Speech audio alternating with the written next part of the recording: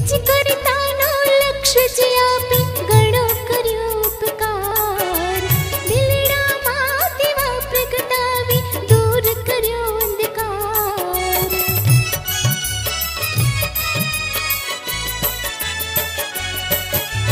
નિજ કરતાનો લક્ષ્ય જે આપી ઘણો કર્યો ઉપકાર, દિલડામાં દીવા પ્રગટાવી દૂર કર્યો અંધકાર. પ્રભુ પધાર્યા સાક્ષાત, આજે મને મળ્યો સંતોનો સંગાથ.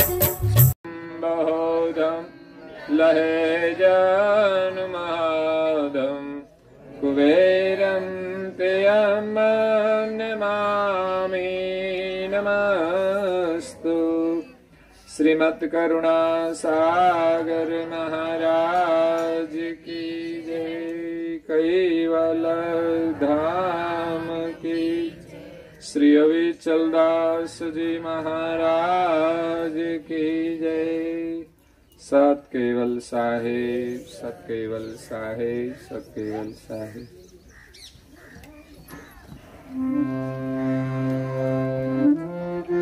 વાલ્મીક મુનિ વ્યાસ જાસ ઉગ્ર બુદ્ધિ નિગમ વદે, શંભો ધારણ ધર શેષયાનિન ભક્તિ દૃઢ ચતુર હૃદય.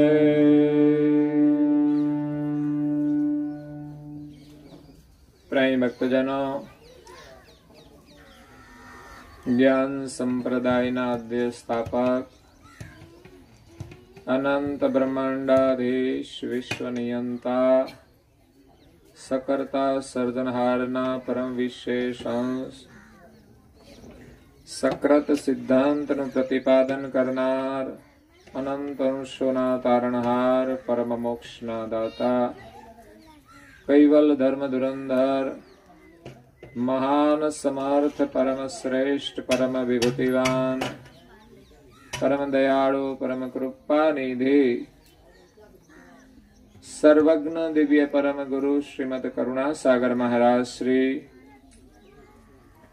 જગતના જિજ્ઞાસુ અને મુમુક્ષુ અંશોને યથાર્થ જ્ઞાનનો ઉપદેશ આપતા સ્વરચિત જ્ઞાન ભક્તિ વૈરાગ નિરૂપણ ગ્રંથને વિશે ભક્તિનો મહિમા સમજાવતા કહે છે કે વાલ્મીક મુનિ વ્યાસ જાસ ઉગ્ર બુદ્ધિ નિગમ વદે, શંભો ધારણ ધર શેષ અનિન ભક્તિ દ્રઢ ચતુર હૃદય. આ જગતની અંદર અનેક મહાપુરુષોએ ભક્તિ કરીને જગતના બંધનમાંથી મુક્તિ મેળવી છે. એટલે દિવ્ય પરમ ગુરુ કહે છે કે ભક્તિ કર્યા વિના કોઈ પણ જીવની મુક્તિ થતી નથી. એટલે સંસારના દુઃખોમાંથી જો મુક્તિ મેળવવી હોય તો ભક્તિ એ જ આપણા માટે એક અંતિમ ઉપાય છે.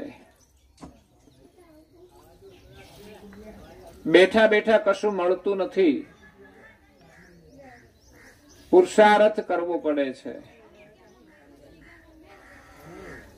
પરંતુ ભક્તિની અંદર જ્ઞાન અને વૈરાગની પણ આવશ્યકતા હોય છે. સમજ્યા વગરની ભક્તિ કરીએ તો કઈ વિશેષ લાભ મળતો નથી. આજે ધર્મ માર્ગની અંદર મોટો વર્ગ એવો છે કે જેમની પાસે જ્ઞાન નથી. બે હાથ અને ત્રીજું માથું, જ્યાં હોય ત્યાં આપણે નમાવાનું, બસ. કઈ ખબર નથી શું કામ કોના આગળ માથું નમાવીએ છે. ઘણી ધાર્મિક ક્રિયાઓ એવી છે કે લોકો દેખાદેખી કરે છે માત્ર શ્રદ્ધાથી. તો જ્ઞાન વગરની શ્રદ્ધા એ આંધળી છે. આપણે ભક્તિ દેખાદેખી નથી કરવાની, પરંતુ સમજીને કરવાની છે. જે કોઈ વ્રત કરીએ, પૂજા કરીએ, પ્રાર્થના કરીએ, જો સમજીએ નહીં તો એનો લાભ મળતો નથી.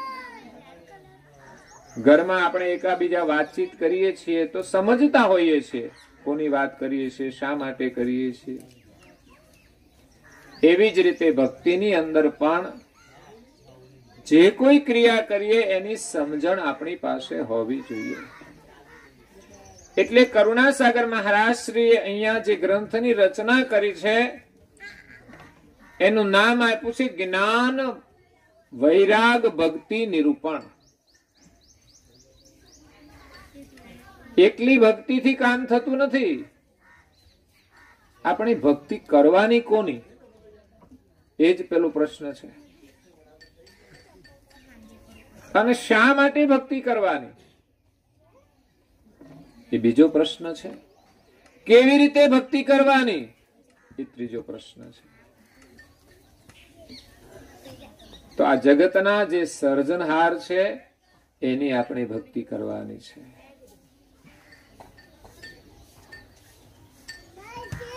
આ સંસારની અંદર આપણે ભૂલા પડ્યા છીએ, આપણું ઘર ભૂલી ગયા છીએ, એટલે આપણા ઘરની પ્રાપ્તિ કરવા માટે ભક્તિ કરવાની છે.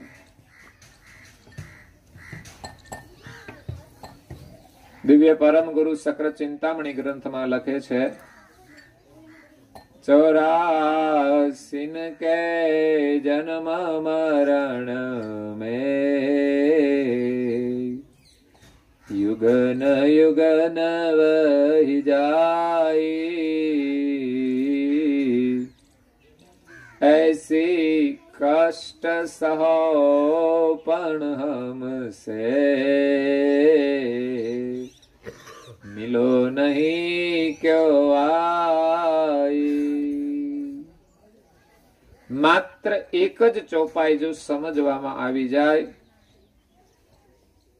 તો આપણે ભક્તિ કરીશું. નહીં તો સંસારમાં દુખી થવા છતાંય મનુષ્ય ભગવાનનું ભજન કરતો નથી. ભક્તિ કોની કરવાની? તો જેમના શુદ્ધ સંકલ્પથી આ જગતનું સર્જન થયું છે, એ સર્જનહારે આપણા માટે કેટલું કેટલું બનાવ્યું છે.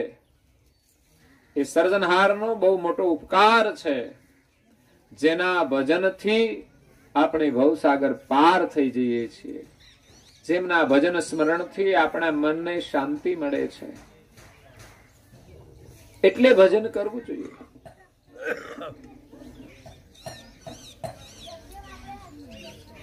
સંસારમાં લોકો જે કંઈ કામ કરે છે એ પણ શાંતિ માટે કરતા હોય છે. સંસારના સાધનો, સુવિધા, સગવડ શા માટે? તો કે શાંતિ માટે.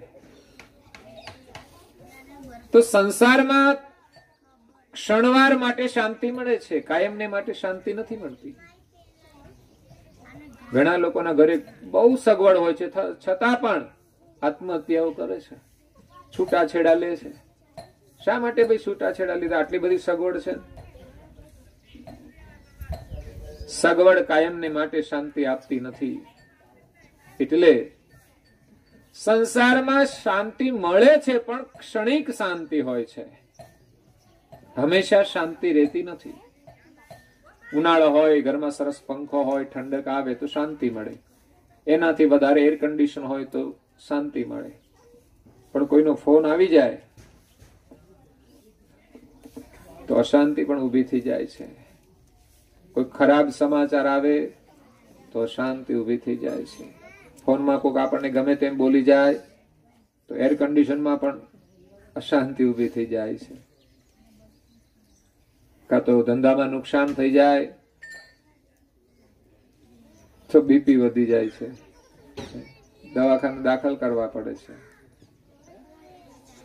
એટલે કદાચ થોડી ઘણી શાંતિ મળતી હશે, પણ પરમ શાંતિ નથી મળતી. તો પરમ શાંતિ તો પરમાત્માના સ્મરણથી જ મળી શકે છે, પ્રભુના ભજનથી જ મળી શકે છે. અને બીજું, કદાચ સુખ સાધન તો મળી જાય, પણ આ જીવાત્મા આ શરીર છોડીને જાય છે ત્યારે કોઈ સુવિધા એની સાથે નથી આવતી. પછી આ જીવનું શું થશે? જો કે બહુધા લોકો પછીનો વિચાર કરતા જ નથી કે આ જીવન પૂરું થયા પછી આપણી શું દશા થશે. માણસ વર્તમાન સુખ માટે જ સદાય આંધળી દોટ દે છે. આંધળી દોટ એટલે સુખી થવા માટે પ્રયત્ન કરે છે, પણ આંધળી દોટ દે છે કે ગમે તેમ કરીને મારે સુવિધા મેળવવી છે, ગમે તેમ કરીને મારે આ સુખ જોઈએ છે, એના માટે પ્રપંચ કરવો પડે તો પણ હું કરીશ. એના પરિણામ સ્વરૂપે કદાચ વસ્તુ ક્યારેક મળશે, ક્યારેક નહીં પણ મળે, પણ માણસ દુખી દુખી થઈ જાય છે. જ્યાં વિચારો જ એના સાચા ન હોય, વિચારો જ જેના સારા ન હોય, એ માણસ હંમેશા દુખી હોય છે. જે માણસ દુખી હોય એ બીજાને દુઃખ જ આપે. એટલે એક તો જીવન જીવવાનો ઉદ્દેશ આપણો સાચો હોવો જોઈએ, આપણી નિયત અને નીતિ સાચી હોવી જોઈએ કે ભલે મારે આ વસ્તુ જોઈએ છે, કોઈની સાથે લગ્ન કરવા છે તો પણ ભાગીને શા માટે જવું જોઈએ? કોઈનું અપહરણ કરીને શા માટે જવું જોઈએ? ક્યારેક તો લોકો જબરજસ્તી પણ કરી દેતા હોય છે. સામેના પાત્રની ઈચ્છા ના હોય ને જબરજસ્તી કરે, દબાણ કરે, કઈ પ્રકારનો અત્યાચાર કરે, એ અનૈતિક છે. સ્વેચ્છાએ પણ ભાગવું ના જોઈએ. એમાં સુખ શાંતિ નહીં મળે. જે મા બાપે 20 વર્ષ સુધી મોટા કર્યા એના ઉપકારનો બદલો કઈ જ નહીં. માતા પિતાની ઈચ્છા વિરુદ્ધ આપણી સ્વતંત્રતા ન હોવી જોઈએ, પણ છતાંય પોતાના જીવન માટે ક્યારેક એવા નિર્ણયો લેતા હોય છે, પણ એ લોકો સુખી નથી થતા. એટલે જેઓ પાપ કર્મ કરે છે એના ફલ સ્વરૂપે દુઃખ ભોગવવું પડે છે. અને અધમ પાપ જે કરે છે, હિંસા કરે, વિચાર કરે, દુરાચાર કરે, ભ્રષ્ટાચાર કરે, એવા લોકોના માટે તો પરમાત્માએ સ્પેશિયલ નરકની વ્યવસ્થા કરી છે કે જ્યાં અનેક પ્રાણીઓ એને પરેશાન કરતા હોય, ભૂખ લાગે છતાં ખાવાનું પણ ન મળે, એવી અધમ સ્થિતિમાં જીવાત્માને જવું પડે છે. એટલે આગળનો પણ વિચાર કરવાનો છે કે આપણે જીવ છીએ, આ શરીર છોડી દીધા પછી આપણા કરેલા કર્મ આપણી સાથે આવશે અને એનું ફળ ભોગવવું પડશે. આ જીવનમાં આપણે સુખ જોઈતું હોય તો એક સિદ્ધાંત છે કે જીવનમાં આપણે સારું કામ કરીશું તો સુખ મળશે.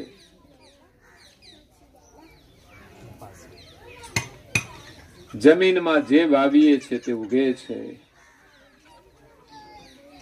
હે ઘઉં વાવે ઘઉં મળે, જવું વાવે જવું મળે છે. કાયદો કીર્તાર નો જેવું આવો એવું લણશો. હે ઘઉં વાવે ઘઉં મળે, જવું વાવે જવું મળે છે. આ સિદ્ધાંતને સમજવાનો છે કે જે વાવીએ છીએ તે જ આપણને મળે છે. ક્યારે બાવળ વાવીને કેરીની આશા રાખીએ તો મળતી નથી. એમ જીવનમાં આપણે સારા કામ કરીશું તો અવશ્ય આપણને સુખ મળશે જ, આપણા પરિવારને પણ સુખ મળશે. ક્યારેક આંબો વાવ્યો હોય કોઈએ અને એની પાછળની પેઢી કેરી ખાતી હોય છે, એમ આપણે સારા કામ કરીએ એનું ફળ આપણને તો મળે જ કુદરતના નિયમ પ્રમાણે, પણ આપણી પેઢીને પણ એનું સુખ મળે છે.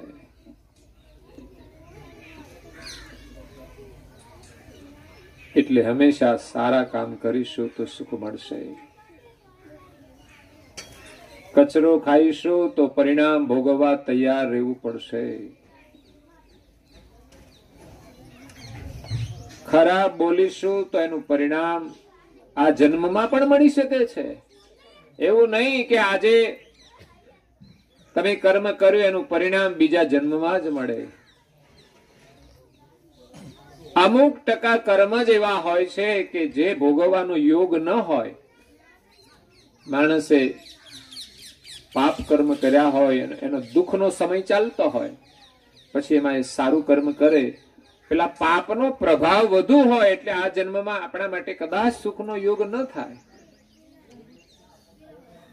તો એ કર્મ આપણા જમા થતા હોય છે અને દુઃખની વચ્ચે પણ ક્યાંક સુખ શાંતિનો અનુભવ થઈ જતો હોય છે.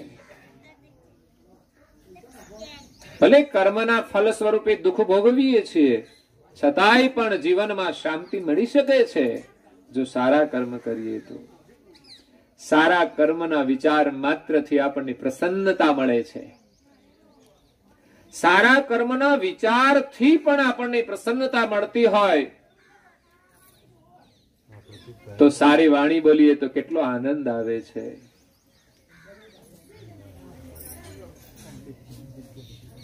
બાની એસી બોલીએ હે મનવા શીતલ હોય, આપુ કો શીતલ કરે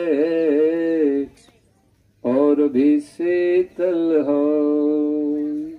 મીઠી વાણી એ બધાને શીતળતા પ્રદાન કરે. જેમ એર કન્ડિશન આપણને બધાને ઠંડક આપે છે, એવી જ રીતે મધુર વાણી જે બોલે એને પણ શાંતિ મળે, જે સાંભળે એને પણ શાંતિ મળે છે. તો એ છે ભક્તિ.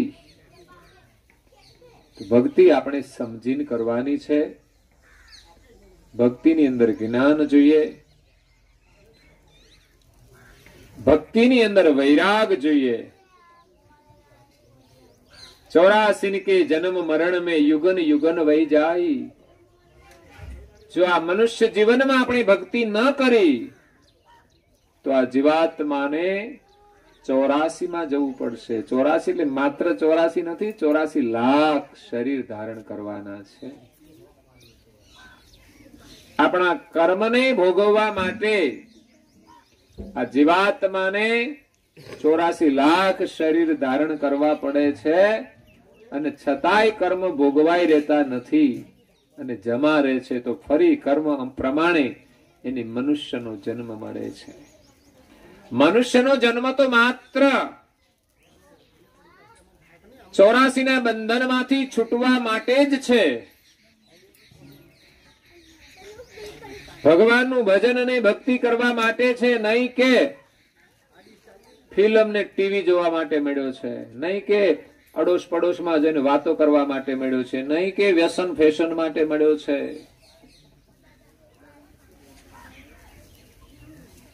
મનુષ્ય જીવન એ મોક્ષનો દરવાજો છે, મુક્તિનો દરવાજો છે. આ દરવાજામાં આવીને ઉભા છીએ. હરિનું સ્મરણ કરીશું તો ફરી પાછો મનુષ્ય દેહ મળશે, દરવાજામાં સ્થાન મળશે. નહીં તો દરવાજો ચૂકી જઈશું તો 84 નું ચક્કર મારવું પડશે.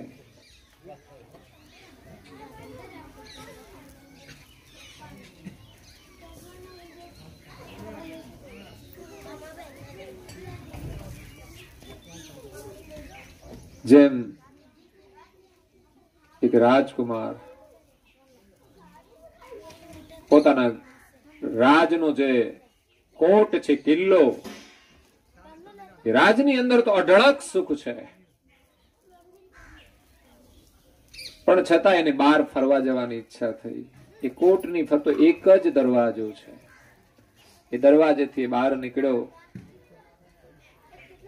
બહાર દુનિયા જોતા જોતા કંઈક સારું જોવે તો લાભ થાય, અને ખરાબ જોવે તો પછી આપણી આંખો ખરાબ થઈ જાય. એટલે રાજકુમાર મોહની પાછળ આંધળો થઈ ગયો. પછી એને દેખાતું નથી. એ ચારે બાજુ ભટકે છે, આ મોહની દુનિયામાં ભટકે છે. પછી પોતાના ઘરે જવા માટે એની ઈચ્છા થઈ કે હું મારા ઘરે પાછો જાઉં. ત્યારે રસ્તામાં કોઈ એને મહાત્મા મળી જાય છે. રાજકુમાર અને મહાત્મા એમના ઘરનો દરવાજો બતાવે છે. એના ઘરના ફરતો જે કિલ્લો છે, એમણે કહ્યું કે આ કિલ્લાના સહારે તું એમને હાથ દઈને ચાલ્યો જા. એમાં એક વચ્ચે દરવાજો આવશે, એમાંથી તું અંદર પ્રવેશ કરીશ તો તને તારું ઘર મળી જશે. રાજકુમાર આંધળો છે, કિલ્લાને હાથ દઈને ચાલ્યો જાય છે.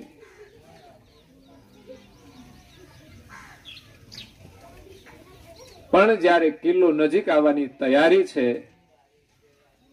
અને એને શરીરે ખંજવાળ આવે છે, કારણ કેટલાય દિવસથી નાહ્યો નહોતો, બહાર રખડતો હતો, ક્યાંય સુવિધા નહોતી, સગવડ નહોતી. આ ગાયો ભેંસો કોણ નવડાવે તો કોઈ, નહીં તો કોણ નાય છે. આ તો મનુષ્ય જીવનમાં નાવાનું મળે, સ્વચ્છતા મળે, બાકી તો એના એના એના એના એ જ નરકની અંદર એને બેહવાનું છે ને. ગાયો ભેંસો ક્યાં બેસે છે? એના નરકની અંદર બેસવાનું. માણસ ભક્તિ નહીં કરે તો આ કીચડમાં રહેવાનું છે.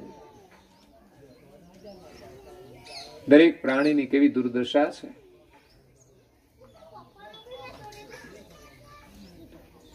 એટલે રાજકુમારને ખંજવાળ આવી. ખંજવાળ તો આવી, પણ ઉભા રહીને જો ખંજવાળે તો વાંધો નહીં, પણ ચાલતા ચાલતા ખંજવાળ્યું ત્યાં તો દરવાજો પસાર થઈ ગયો અને ફરી કિલ્લાએ હાથ દીધો ને આખું ચક્કર માર્યું. ચક્કર મારતા તો યુગોના યુગ વહી જાય. આવો મોટો કિલ્લો છે આ સંસારનો. 84 લાખ પ્રકારના શરીર ધારણ કરીશું તો કેટલો સમય લાગશે એ વિચાર્યું છે? અને મનુષ્ય જીવન તો કેટલા સમય માટે મળ્યું છે? 50-60 વર્ષ. મનુષ્યનું આયુષ તો 100 વર્ષનું છે, પણ ભાગ્યશાળી લોકો 100 વર્ષ જીવે છે. નહીં તો એ કંટાળી જાય છે, હે ભગવાન અમને તમે લઈ લ્યો જલ્દી. એટલે તને અહીં મોકલ્યો છે માનવ દેહમાં ભગવાનનું ભજન કરવા માટે, તને લઈને નાખી ક્યાં? 84 જવું છે? મનુષ્ય જીવન જેવી મજા ક્યાંય નથી. ભલે શરીર દુખી હોય, પરિસ્થિતિ ગરીબ હોય, પણ હરિનું નામ તો તું લે, ફરી તને સારો માનવ દેહ મળે, ઉત્તમ માનવ દેહ મળે, સ્વસ્થ માનવ દેહ મળે, સુંદર માનવ દેહ મળે. માણસ જેવા કર્મ કરે છે ને એવો એને ફરી દેહ મળે છે. મનુષ્યનું શરીર પણ કર્મ પ્રમાણે મળે છે. ઉત્તમ સ્વસ્થ નિરોગી શરીર મળે, નિર્વ્યસની શરીર મળે. નહીં તો જેને વ્યસન કર્યા છે ને ફરી વ્યસનમાં જ જવાના, કારણ કે આદત છે જવાની નથી. અને એને કેન્સર થઈને જ રહે એટલું યાદ રાખજો. આ જન્મમાં નહીં થયું હોય તો પેન્ડિંગમાં પણ થશે ખરું, કારણ કે વ્યસન નહીં છોડો એટલે તમારા માટે કેન્સર નક્કી જ છે. અને કેન્સર ના થાય ત્યાં સુધી છોડવાનું નહીં. જોજો તમે નહીં છોડે લોકો. કેટલી અજ્ઞાનતા છે. આવા લોકો ભક્તિ શું કરવાના? જે માત્ર પોતાના શરીર માટે પણ વિવેક નથી કરી શકતા, એ સંસારમાં શું વિવેક કરી શકવાના? શરીર માટે શું અનુકૂળ છે, શું નથી અનુકૂળ, શું ઉપયોગી છે, શું નથી ઉપયોગી, એનો પણ વિચાર નથી કરતા અને કચરો ખાઈએ છે. માણસની ઓળખ તો એના આહાર ઉપરથી થઈ જાય છે કે આનામાં કેટલી વિવેક બુદ્ધિ છે, કેટલી અક્કલ છે. ભલે ને હોશિયારી ગમે તેટલી મારે, પણ સારા સારા લોકો, ભણેલા ગણેલા લોકો ઇન્સ્યુટ મારીને ફરતા હોય અને ધુમાડા કાઢે. મેં કીધું ઇન્સ્યુટ એ ખરાબ લાગે છે. ઇન્સ્યુટ ને શરમ આવે કે ક્યાં અમને અહીં તમે ભરાયા છે. હે,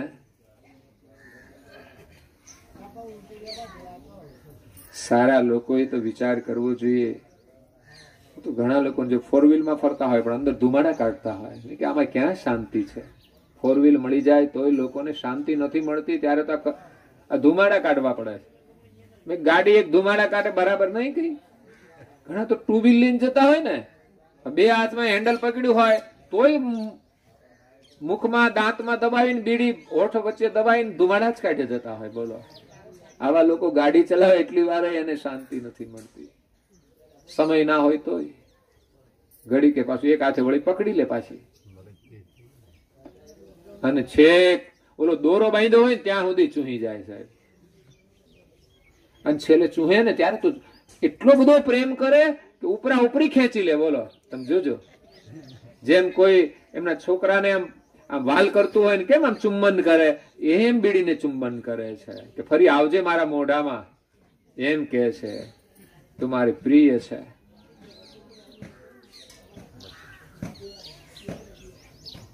આવા લોકોની ભક્તિ નહીં ભાવે, વિચાર કરજો.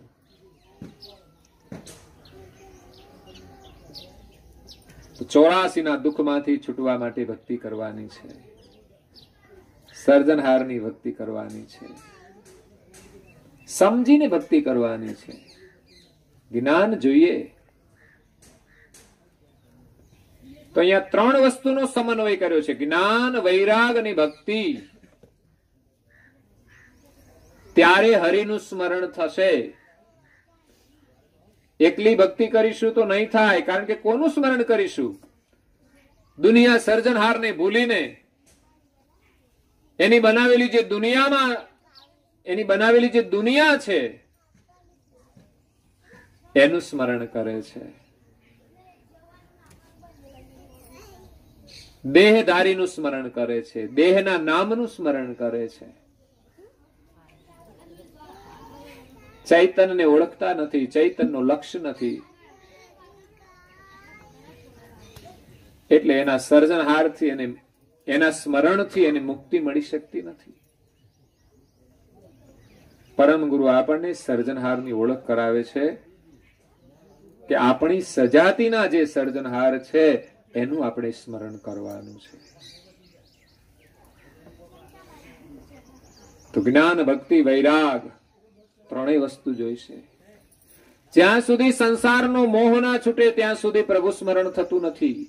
મન આપણું માયામાં જ રહે છે ને માયાનું સ્મરણ જ કરે છે. ભગવાન પાસે જાય ને તોય ભોગ જ માગે, ભક્તિ ના માગે. એવા જીવ ક્યાં જવાના? અધોગતિમાં જવાના. ભલે ની ભગવાનનું ભજન કરે પણ માગે છે ભોગ, તો થવાના છે રોગ. કઈક શરીરના રોગ થશે, ક્યાંક મનના રોગ થશે. અને આ જન્મ મરણનો રોગ તો જ્યારથી જગતનું સર્જન થયું છે ત્યારથી લાગેલો છે. ક્યારે છૂટીશું આમાંથી?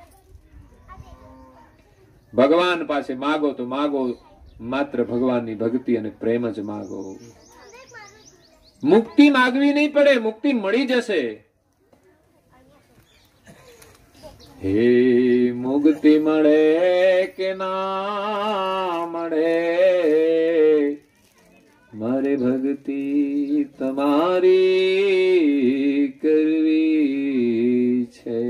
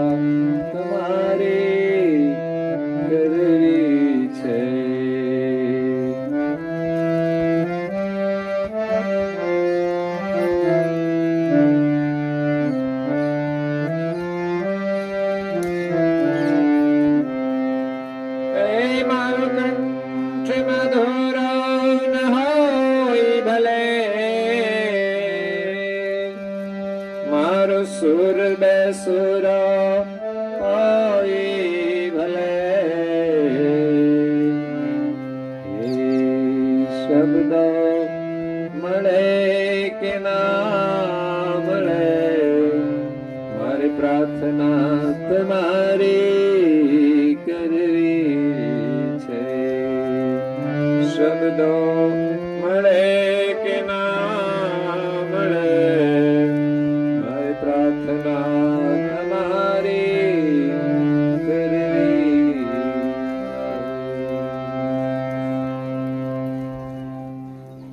ભગવાન પાસે માત્ર ભગવાનની ભક્તિ માગો. સર્વ સમર્થ છે, આપણા બધા જ દુઃખોને હરી લેશે, એટલો તો વિશ્વાસ હોવો જોઈએ. ઘણા લોકો ઘરમાં બધા ઘરવાળાના આગળ બધું માગ્યા જ કરે, મારા હારું આ લેતા આવજો, મારા હારું આ લેતા આવજો. નહીં ખબર પડતી હોય ઘરમાં શું જોઈએ. ખાવા પીવાનું એ મગાવે તો ઠીક છે, પણ બીજી બધી વસ્તુ હોય માગ્યા જ કરે. બીજાનું જોઈને કે આની પાસે છે તો મારા માટે લેતા આવજો. આપણી પરિસ્થિતિ તો જો તું. ઘરમાં કેટલા કપડા હોય તો પણ કે છે આ લેતા આવજો, પેલું લેતા આવજો, મારે તો આ લેવું છે. એટલે તમે માત્ર પતિની પ્રેમથી સેવા કરો ને, તમારે જે જોઈએ તે બધું મળી જાય, માગવું જ ના પડે. બાકી માગ્યા કરો ને તો નથી મળતું. કારણ કે આપણું મન માગવામાં છે. અને ક્યારેક ક્યારેક તો લોકો એવી ઉઘરાણી કરે કે તમે આ મને નહીં લઈ આપો તો હું તો આ હાલી લે. પણ તે આવ્યા શા માટે? તમે હાલવાની વાતો કરે, સહેજ અગવડ પડે કે મારા એ નથી રહેવું. જીવન તો બધી જ પરિસ્થિતિમાંથી પસાર થવું પડતું હોય છે. આપણી ઈચ્છા પ્રમાણે બધું મળી જતું હોય તો સંસારમાં કોઈ દુખી ન હોય. જીવન કર્મ પ્રમાણે હોય છે. એટલે જ્ઞાન, વૈરાગ અને ભક્તિનો ત્રિવેણી સંગમ કરવાનો છે. જેમ પ્રસાદ બનાવીએ એમાં 3 વસ્તુ ભેગી કરીએ ત્યારે પ્રસાદ બને છે. એક જોઈએ ઘી. ઘી ના હોય ને પ્રસાદ બના હોય તો ના બને. લોટ તો હોય જ ઘરમાં.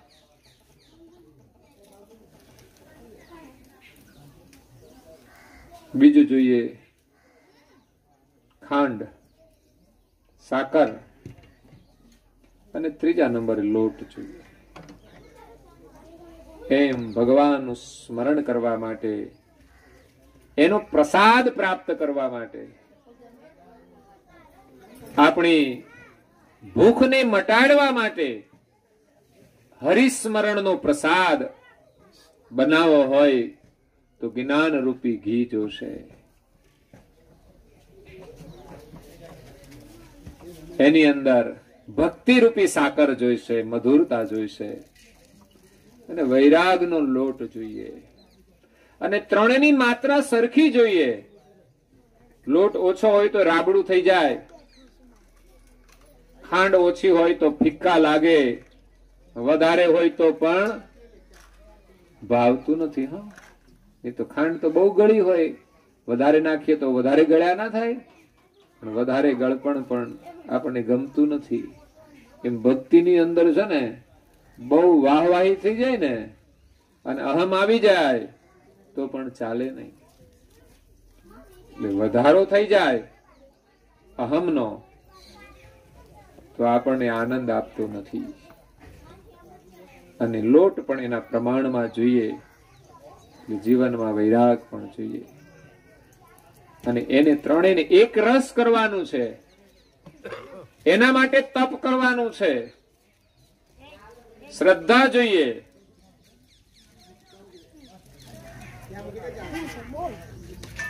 એને અગ્નિની અંદર એક રસ કરવાનું છે. તપસ્યા કરીને આપણે આ પ્રસાદ મેળવવાનો છે. એ પ્રસાદ આપણને મળી જાય પછી આપણા મનની તૃષ્ણા મટી જાય છે કે મારે આ જોઈએ ને મારે પેલું જોઈએ. કંઈ જ નહીં જોઈએ. કારણ કે ગમે તે મળી જશે તો પણ આપણને આનંદ નહીં આપી શકે. આનંદ હરિસ્મરણનો પ્રસાદ આપે છે. એટલા માટે જ્ઞાન જોઈએ કે ભક્તિ કેવી રીતે કરવાની. ભક્તિની અંદર રસ છે. જ્યારે જ્ઞાનની અંદર રસ નથી. કોઈ માણસ એકલી જ્ઞાનની વાતો કરે ને એમાંથી રસ ના આવે. તમે મીઠાઈની ને પ્રસાદની ગમે તેટલી વાતો કરો સારી સારી, તમને બનાવતા આવડતું હોય, પણ વાતો કરવાથી કઈ સ્વાદ આવે છે ખરો? એટલે તો આપણે કહેવત પડી છે ને, ખબર છે? વાતે વડા ના થાય. વાતે વડા થતા જ લોકો 12 વાગે વડા ખાય. ઘણા લોકો રાત્રે જાગી જાય ને કે મારે વડા ખાવા છે. ઘરવાળીને રાત્રે 12 વાગે એમ કે મારે વડા ખાવા. વડા ખાય કે બડા ખાય? બડા એટલે સમજ પડે? હે, બડા સમજ પડે? શું? લાકડી. કાઠિયાવાડમાં એને બડા, બડો કે બડો, બડીયો, બડીયો. હા, અહીંયા તમારે ચાલતો હશે બડીયો. બડે ને લડે જગતમાં લોકો. એટલે વાતો કરવાથી માત્ર કામ થઈ જતું નથી, પણ જરૂરી છે. એની જાણકારી બહુ જરૂરી છે. જાણકારી વગર તો તમે પ્રસાદ બનાવવા જાઓ તો બને નહીં. લોટ છે, ખાંડ છે, ઘી છે, પણ જાણકારી ના હોય તો શું થાય? કંઈક જુદું જ બની જાય. ત્રણેય વસ્તુ હોવા છતાં એનો પાક જો બરાબર ન આવે યોગ્ય, એ દાજી જાય તો પછી ભાવે નહીં. એ ઘણા લોકોની ભક્તિ દાજી જતી હોય છે. ભક્તિ કરે છતાં પણ આનંદ ન મળે. એટલે જ્ઞાન આપણને જીવનની દ્રષ્ટિ આપે છે. કઈ દિશામાં જવું છે એની દ્રષ્ટિ જ્ઞાન આપે છે. અને ભક્તિ આપણને રસ આપે છે. ભક્તિ એ પુરુષાર્થ છે. પુરુષાર્થ કરીશું તો આનંદ આવશે. મફતનું લેવામાં આનંદ નથી. નહીં તો આપણી વૃત્તિ એવી હોય છે કે મફતનું મળે તો આપણે છોડતા નથી. મફતનું મળે તો છોડતા નથી. પણ હંમેશા આપણી એક વૃત્તિ રાખવી જોઈએ કે જ્યાં સુધી આપણાથી ચલાવી લેવાય અને જરૂર ન હોય ત્યાં સુધી કોઈનું માગવું નહીં. હા, આવશ્યકતા હોય, જરૂરિયાત હોય અને કોઈ આપે એમ હોય તો જ માગવું જોઈએ, નહીં તો ચલાવી લેવું જોઈએ. એટલે ભક્તિ કરવાથી રસ મળશે, આનંદ મળશે, પણ જ્ઞાન જોઈશે દ્રષ્ટિ માટે. અને વૈરાગ નહીં આવે ત્યાં સુધી આપણે ગતિ નહીં કરી શકીએ. જ્યાં છીએ ત્યાં જ રહીશું. આપણો વિકાસ નહીં થાય, આપણી પ્રગતિ નહીં થાય. એટલે સંસારનો મોહ છોડવો પડશે. સંસારમાં મોહ રાખીશું તો આપણને સંસારમાં સુખ નથી મળતું. સંસારમાં દુઃખનું કારણ શું છે? મોહ તો છે. બીજું આપણને જે મળ્યું છે એનો મોહ, અને બીજું છે અભિમાન. મળે છતાંય મોહ ન હોવો જોઈએ, અને મળે એનું અભિમાન ન હોવું જોઈએ. તો આપણામાં વિવેક રહેશે, અને વિવેકથી ભોગવીશું તો સુખ મળશે. સમસ્યા એ છે કે જે મળે છે એમાં વિવેક નથી રહેતો. આ સંસાર વિવેકથી જો ભોગવીએ તો એમાં સુખ છે, અને અવિવેકથી ભોગવીએ તો દુઃખ છે. સંયમથી જીવીએ તો સુખ છે, સંયમ વિના જીવીશું તો દુઃખી થવાના છીએ. એટલે મહાપુરુષે સંસારનો મોહ છોડીને એને ભગવાનનું ભજન કર્યું છે કે આ બધું તો થોડા સમય માટે મળ્યું છે, કાલે તો ચાલ્યા જવાના. 4 દિવસની આ જિંદગી છે, એમાં 2 દિવસની આ જવાની છે. અને બુઢાપો આવી જશે, વાર લાગશે. પૂછો, આવી ગયો એમને? જિંદગી ચાલી ગઈ, પછી હાથમાં આવતી નથી. એનું નામ જવાની છે. એ જવાની જ છે, આપણા હાથમાં રહેવાની નથી. એ યાદ રાખવું જોઈએ. એટલે જવાની જોઈને દીવાના ન થવું જોઈએ. લોકો તો ગાંડા થઈ ગયા છે. માથાના વાળ આમ આમ કર્યા જ કરે છે. કોઈ કઈ વળી કઈ જ પ્રકારની જટા બાંધે છે માથે. અડધો કલાક જટા બાંધવાનું થાય બોલો. અને આખો દિવસ કેટલા વખત અરીસાના સામે જોયા જ કરે. હવે છત્રી છે એવી ને એવી છે, કોઈ ફેર પડવાનું નથી. અને તું જોતો રહીશ અરીસામાં દોડી થઈ જશે. તું કલર કરીશ તોય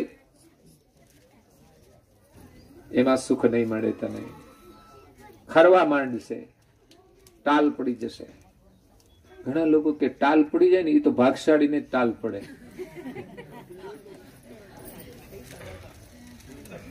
એક માણસ ગરીબ હતા, જિંદગીભર મજૂરી કરવાની, માથે તગારા ઉંચકવાના, ટાલ પડી ગઈ ને એક ભાઈ એને મળ્યા. તમે તો બહુ ભાગશાળી છો. કેમ? તો કે માથે ટાલ. એટલે તગારા ઉંચકીને ટાલ પડી ગઈ, એમાં હું ભાગશાળી? તો એ લોકો એમ કે ટાલ પડે ભાગશાળી. કશું ભાગ્ય નહીં. જીવનમાં સારું કામ કરો તો ભાગશાળી. મા બાપના આશીર્વાદ લો તો ભાગશાળી. છોકરા તમારું કયું કરે, આજ્ઞાંકિત દીકરાઓ ઘરમાં હોય તો ભાગશાળી. ઘરમાં પુત્ર વધુ સાસુમાનો આદર કરતી હોય તો ભાગશાળી. બાકી રહ્યું નથી. આ તો બધું છે ને અંદર જ હોય. બધા જાણતા હોય કેટલો આદર થાય છે, શું થાય છે. ક્યારેક થોડોક સમય તો લોકો ઢાંકીને જ રાખે, અને પછી જો ના હરખું આવે ને તો પછી બહાર કથા કરવાનું ચાલુ કરે. સાસુઓ વહુ પુરાણ કરે અને વહુઓ સાસુ પુરાણ કરે પડોશમાં જઈને. એટલે ભક્તિ કરવી હોય તો આ બધી નિંદા પ્રવૃત્તિ છોડવી પડે. ઘરના લોકોની નિંદા કરતા હોય છે, વિચારો. ક્યારેક પડોશીની વાતો કરે. ઘરમાં જો કઈ વાત ના હોય નવી તો પછી પડોશીની. કેમ? તો આજે કઈ નથી તો પછી પડોશીના હાથમાં લઈએ. આપણે એને શું લેવા દેવા? કોઈ વાત સાથે લેવા દેવા નહીં ને કારણ વગરની વાતો કરીએ. એટલે જ લોકો દુખી થાય છે. કોઈ દિવસ વિચાર નથી કર્યો એ કે મારે ઢીચણ ગયા, પણ જાય જ ને. હજુ કોઈની વાતો કરવાની તો છોડતા નથી. વાંકા પહોંચી જાય બાજુમાં. બોલો, ઢીચણ દુખે તોય પડોશમાં પહોંચી જાય. વહુ આમ હતી ને તેમ હતી. એટલે હવે છોડવા બધું. અને કાં તો સાસુમાની કથા ચાલુ કરે.